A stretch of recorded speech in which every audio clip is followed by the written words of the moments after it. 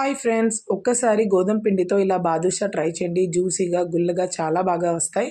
ముందుగా ఒక బౌల్లోకి ఒక కప్పు గోధుమ పిండి, half table spoon baking powder, కొద్దిగా సాల్ట్, 2 టేబుల్ స్పూన్ల నెయ్యి తీసుకొని ఒక నిమిషం దాకా బాగా కలుపుకొని దాంట్లో కొద్దిగా వాటర్ యాడ్ చేస్తూ చపాతీ పిండిలా రెడీ చేసుకొని ఒక 30 మినిట్స్ పక్కన పెట్టాలి. తర్వాత ఒక బౌల్ తీసుకొని ఒక కప్పు షుగర్ తీసుకొని దాంట్లో ఇంకో కప్పు వాటర్ వేసి జిగురు పాకం వచ్చేదాకా మరిగించుకొని పాకం వచ్చాక యాలకుల పౌడర్ వేసుకొని స్టవ్ ఆఫ్ చేయాలి. తర్వాత ముందుగా మనం నానబెట్టిన పిండిని తీసుకొని ఇలా చిన్న ఉండల్లా రెడీ చేసుకుంటూ బాదుషాలు రెడీ చేసుకోవాలి. తర్వాత మనం ఆయిల్ స్టవ్ మీద పెట్టుకొని ఆయిల్ గోరువెచ్చగా ఉన్నప్పుడే ఈ బాదుషాలు అనేవి పెట్టాలండి. ఇలా పెట్టాక మనం ఆయిల్ వేడెక్కాక చూడండి పైలు తేలుతున్నాయి.